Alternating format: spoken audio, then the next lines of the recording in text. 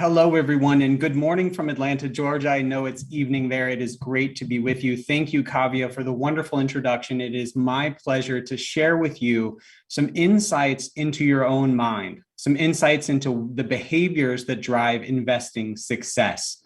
Now, the last presenter touched on a very important topic. He touched on the ways in which our own behavior, our own psychology can get in the way of our investing success. And indeed, that has been the basis of all of my research. Now, there's some good news and some bad news. The bad news is that there are over 200 different biases that can negatively impact the way that you manage your money. Truly an overwhelming number of mental biases that we can get wrong. But the good news is that I have distilled it down into 4 primary tendencies. So today we're going to talk about 4 behavioral pitfalls, 4 mistakes that you can make, and talk about 3 simple things that you can do to get on track.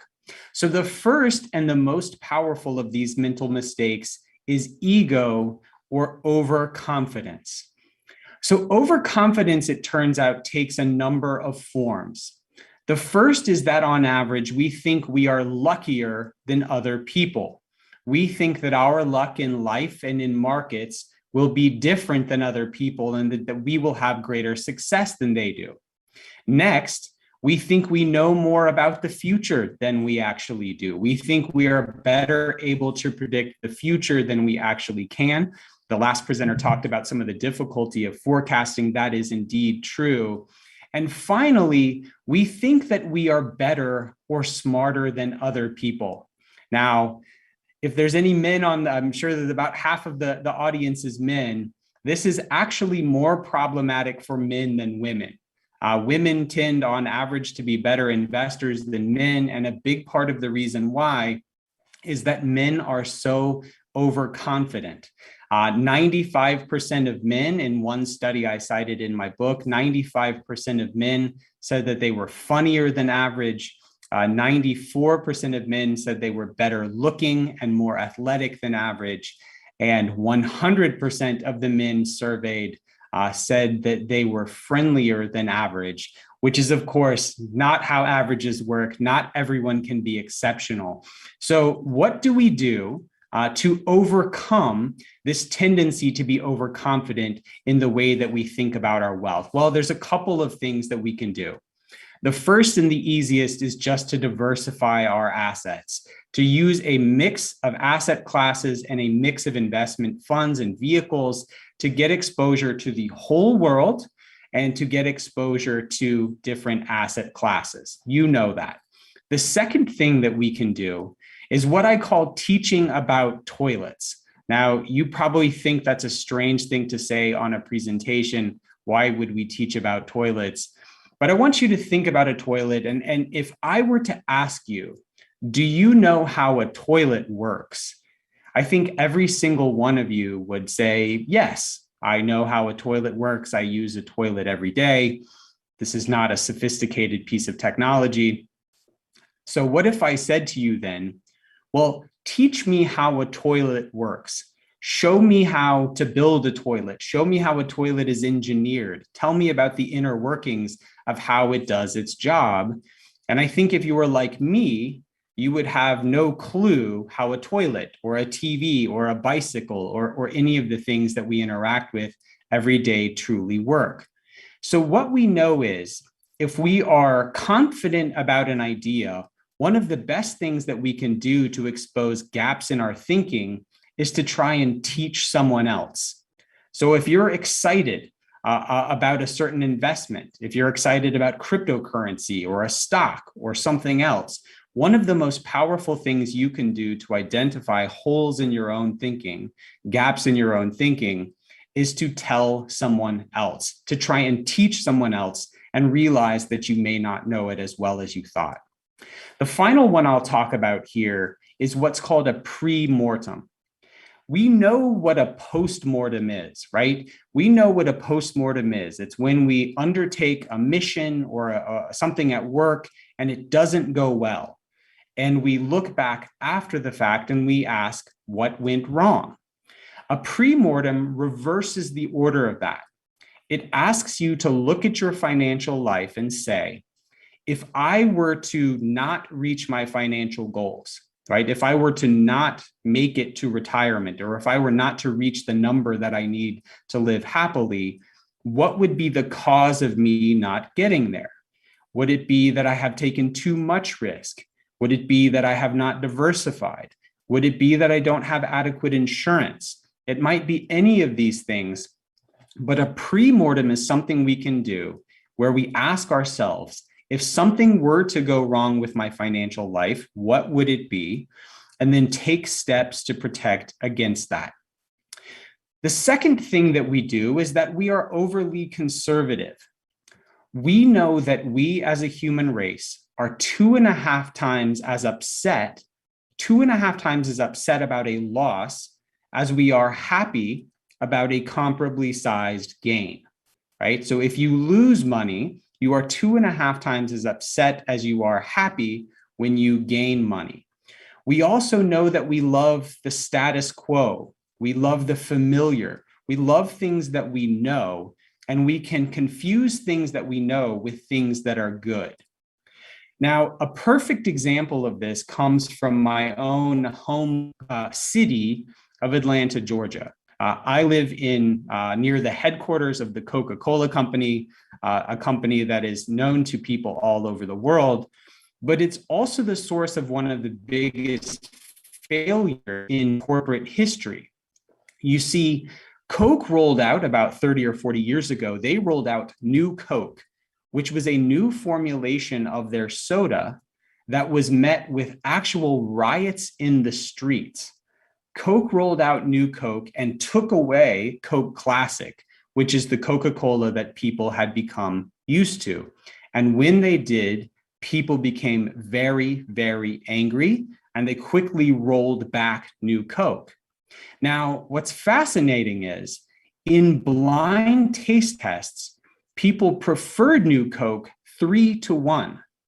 3-1, people preferred New Coke in blind taste tests where there were no labels. But when Coca-Cola tried to take away their old formula, people were upset because we are so tied to the things that we know, and we confuse what we know with what is safe. So how does this impact the way that we ought to invest? One of the most important things that you can do for your financial life is to buy the things that you do not know. Now, this is very psychologically difficult for us because as Americans, we like to buy American stocks. As Indians, you like to buy Indian stocks. You like to buy Indian real estate. I like to buy American real estate because I know it and it feels safe and it feels homey and local. But the truth is, for me, as an American, my job is in America. My house is in America.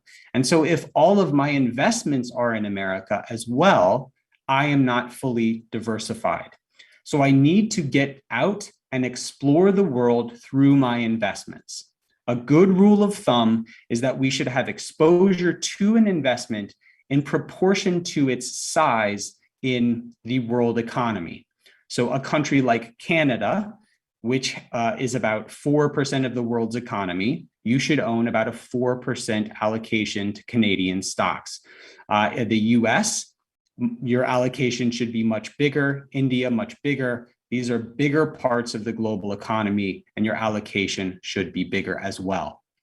The other thing that we can do is actually to take our time. We find that when people make poor decisions with their money, they are often in a hurry. When we are stressed, when we are pressured, when we are in a hurry, we make poor decisions with our money. And so procrastinating or sleeping on a decision or taking our time can actually lead us to a much more thorough and well-vetted consideration. The third thing that we do behaviorally is what I call attention bias. That is, we are scared by things that are loud but not likely. So let me tell you a story. Many years ago, about 15 years ago, I had a teaching job, a psychology professor job in Hawaii. So absolutely beautiful, beaches everywhere, paradise, gorgeous setting, wonderful students, just an absolute dream job. Well, the first day that I got to Hawaii, it's a very long flight from where I had come from. It's about a 9-hour flight. And so I got to Hawaii and I was very tired. So the first thing I did before exploring the beaches was I set down my bags and I turned on the TV. And the very first thing on TV was a show about shark attacks. The shark attack show was actually set in Hawaii. So for the 4 months that I lived in Hawaii, I did not get in the water one time because I was so scared of the sharks that I had seen on that first TV program. Now, later, I looked at the statistics around shark attacks, and you are more likely to die taking a selfie with your telephone than you are from a shark attack. 5 times as many people die taking selfies as die from shark attacks. And yet the fact that this was loud, that it was in my face, it made me scared. It made me risk averse. Something similar happened in the US following 9/11. Now we are coming up on the 20-year anniversary of 9/11, and it will be a time, I think, across the world for great reflection on that horrible event. And 3,000 people lost their lives in the Twin Towers on 9/11. 3,000 people lost their lives, and we will always remember them. But what is incredible is another nearly 2,000 people lost their lives in the next 4 months following 9/11 because of a decision that they made out of fear.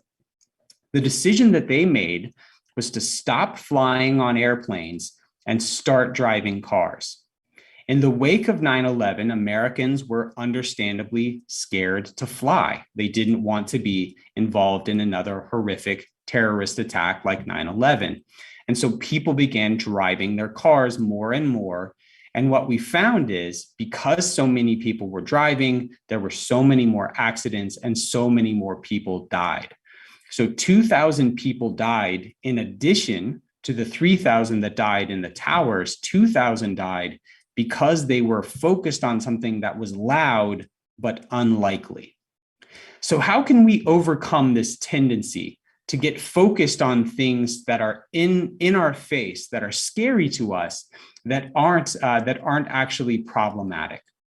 Well, the thing we can do is look at base rates. Base rates are the probabilities or the likelihood that an event is going to occur. So one I would share with you is the base rates around a market correction. So we define a market correction as a 10% or greater drop in the market. And do you know how often market corrections occur? They actually occur on average once every year. So if you are an investor and if you are a long-term investor and you have a 30-year time horizon, which is probably about like my time horizon, you should expect that 30 times over that investment horizon, your portfolio will dip out 10% or more. Understanding the base rates for what they are, we can then understand that we shouldn't be scared, that this is just what happens. And it's still, markets can drop 10% a year and still compound wealth at about 10% a year because those are the base rates at play. When we understand the probabilities, we can make decisions based on math and not decisions based on fear. We also need to make sure that our decisions are based in theory and data. There's a famous study that shows that there is a 96% relationship over a certain time period. There was a 96% correlation between the production of butter in Bangladesh and the movement in the S&P 500 US large cap stock market. Now, if I came to you and showed this to you, and that's true, it's real, it exists, this 96% correlation between Bangladeshi butter production and the S&P 500. If I asked you to invest in my fund that tracked Bangladeshi butter production, I hope that you would laugh at me. I hope that you would tell me no, because the theory doesn't back it up. It's not enough to have data. We need theory and data working together. It needs to make sense as well as be backed by numbers. And then finally, we don't want to overcomplicate things. We want to look for the simplest possible solution, something I'll talk about in a moment. Finally, we have emotion. So emotion is our tendency to listen to our heart instead of our head, to disregard the things that we're thinking and to instead rely on our feelings. And it's a very dangerous way to invest. So one of the things that emotion does for us is it helps us answer an easier question. So if we look at something like boating, going in a boat is actually quite dangerous, but people don't perceive it to be dangerous because it's enjoyable, because it's fun. So what emotion does is if I say, hey, would you like to go boating with me? You don't ask yourself, is it dangerous? You ask yourself emotionally, is it fun? And it is, so you go. Long-term investing is not dangerous at all. But oftentimes we ask ourselves an emotional question, is it fun? Do I understand it? Does it feel right? And the answer is no, it's not as much fun as boating. And so emotionally, we make a poor decision. Interesting research also shows that people who speak multiple languages, like I imagine everyone on this call, people who speak second languages make better financial decisions when considering that decision in their second language.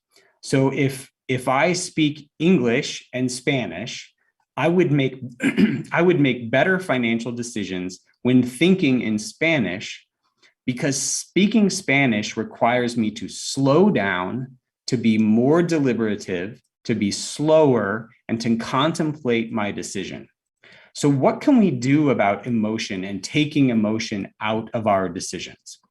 Well, the first thing that we need to understand is that emotion will always be part of our decision-making process. Emotion is unavoidable. And emotion around money is especially unavoidable because it's something we all feel so strongly about. But we should never make a decision at a time of great emotion, whether it's great positive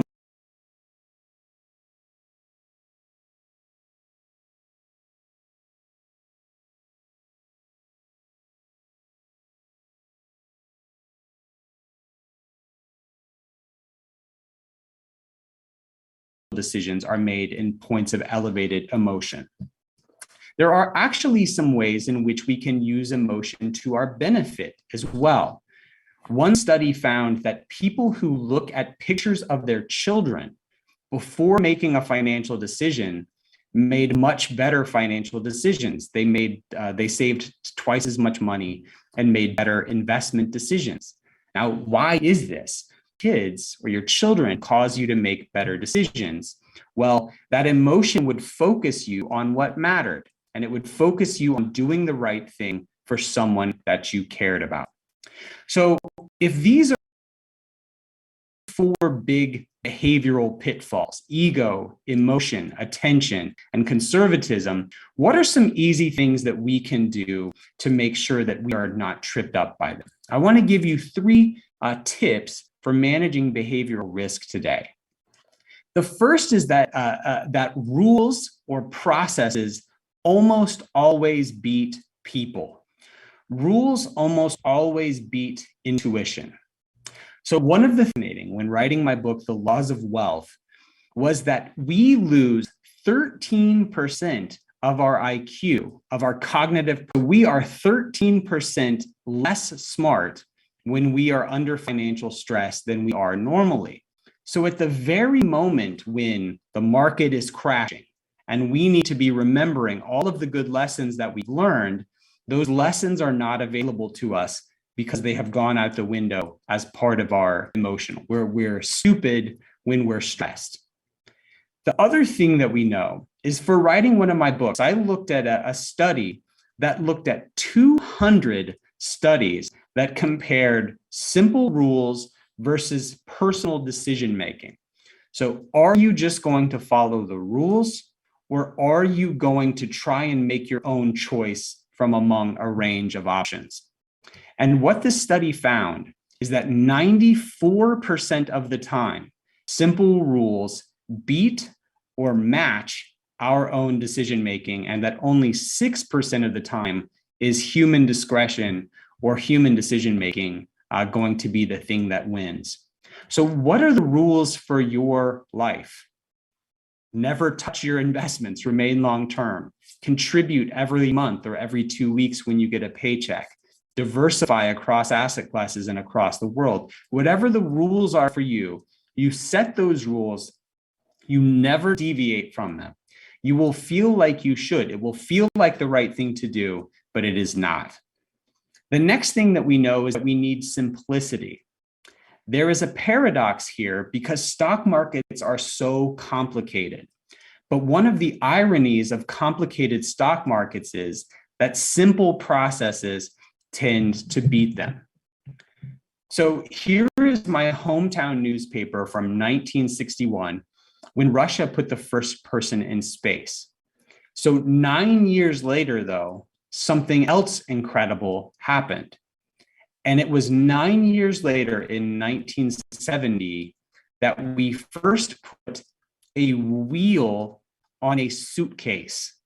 I want you to think about how crazy this is.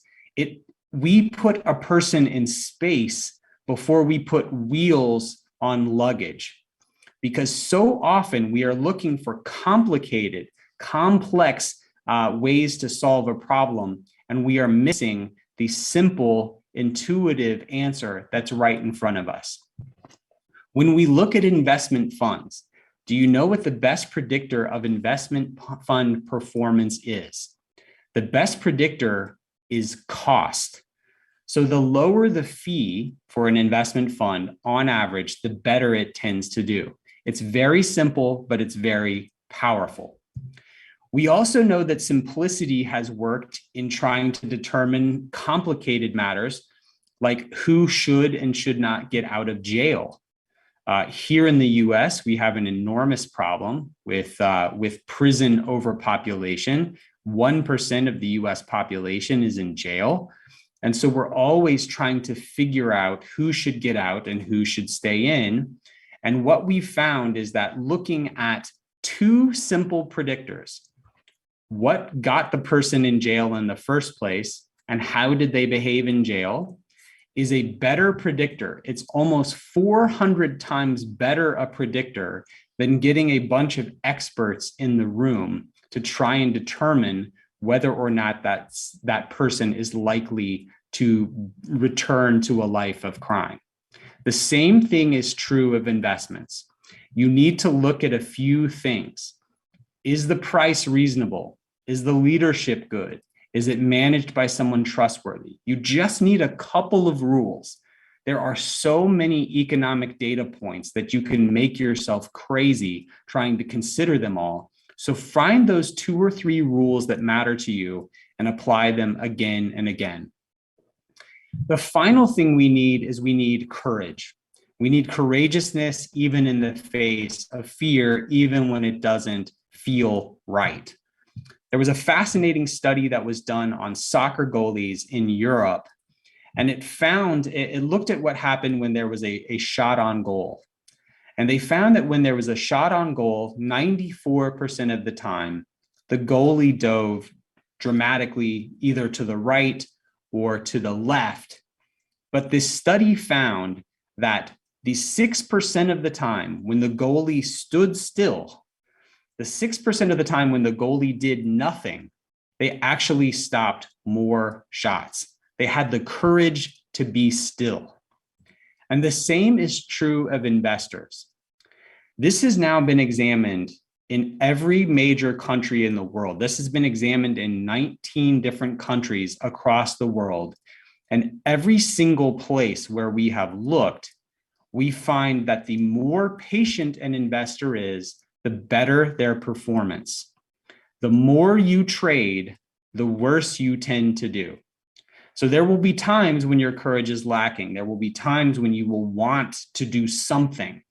But again and again and again, in every single country it's ever been studied in, the less you do, the better you do. The final anecdote, the final story I'll tell before I step aside is one from a wonderful book called What Works on Wall Street. And it was a study done by a large financial technology firm, Fidelity, here in the US. And Jim O'Shaughnessy tells this story in his book. Fidelity was doing a study to try and understand which of their clients had done the best, right? They wanted to look at the top performing accounts and they wanted to understand the secrets of these people. When they contacted them, they found two things in common. They found that these people were, one, dead. In many cases, they were dead. And then in the other cases, they had forgotten that they had an account. So they had forgotten that they had an account, and so they had not been there to make poor decisions. Keep it rules-based, keep it simple, keep it courageous, and I promise you that you will cross that finish line. If you're interested in learning more about behavioral finance, I have a podcast called Standard Deviations that I would encourage you all to check out. It's obviously free, and I would love for you to join and every week learn a little bit more about this. I'm always happy to connect with folks from around the world on Twitter and LinkedIn, and it's been an absolute honor and privilege to share some of my research with you today. So thank you so much.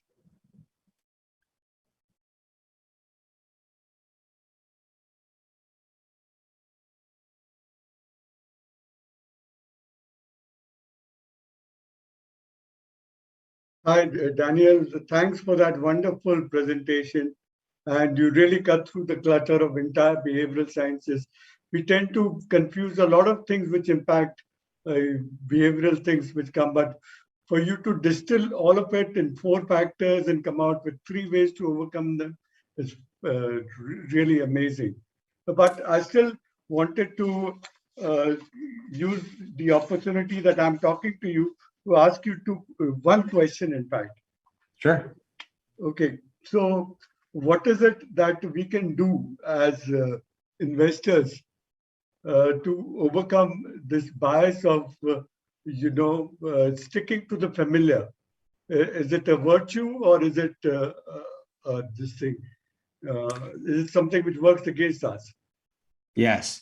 So the 2 most powerful things you can do are to automate and to outsource, because this is in some ways a virtue. I mean, this is what keeps us loving our country and taking care of our family, right? So what you learn when you study the behavioral finance literature is a lot of these things serve us well in other parts of our lives, but serve us poorly as investors. So big picture, I think it can be a virtue. It can lead us to be proud of where we're from and who we are. But I think when it comes to investing, it's something we need to overcome.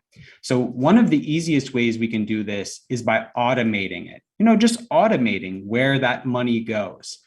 What's crazy about automation is it allows us to take a bias, right? We know that we're kind of lazy. We know that we don't like to change things. We know that once something is set, we tend to leave it. You lock in a program of exposing yourself both to Indian equities and to equities from the world, you sort of forget about it. And that good behavior just goes on autopilot. The second thing that I would say is that the research is very clear that those who work with a professional tend to do better than those who do not. Those who work with a professional tend to do better than those who do not by about 3% per year, which doesn't sound like a big number, but 3% compounded year after year tends to be a very large number indeed. So I think getting that second opinion and getting that professional help can be powerful. So professional help, I assume you're referring to an advisor, financial advisor or some such. Yes, that's right. Okay. Okay. Now, one of the things which is easy to kind of understand and rationalize, but very, very difficult to implement is the fact that, finally market noise overtakes us and it completely overwhelms us. How do we kind of insulate ourselves from that market noise? Because we say, hey, all these important dudes appearing on CNBC, making such important, saying such important things, talking about complex things, and I don't understand any of that. They must be right somewhere. So the reason we tune in to market noise is because it feels like we're learning. In most places in life, if I read more books about the history of India, I know more about the history of India. If I read more books about biology, I know more about biology. If I lift more weight, I become stronger. But what's fascinating is we know that people who watch more financial news do worse than people who watch no financial news. The way that financial news is incentivized is to get us to be fearful. They are compensated by exploiting our emotions and getting us to be fearful. So it feels like we're helping our financial lives, but often what we're doing is distracting ourselves. So I don't think there is a better suggestion than just to ignore it entirely, to stick to your rules and your plan and spend that time on something that's more enjoyable. Go out to dinner, pick up a hobby, go hang out with your friends, do 100 different things. Don't watch financial news. It'll stress you out and you'll do worse as a result. Okay. Daniel, with that, we've already run out of time. So thank you for this very wonderful, brilliant presentation, actually, that you made to us today. Very, very grateful that you accepted our request to make this presentation. It was a real pleasure. Thank you so much. And have a great day. You too.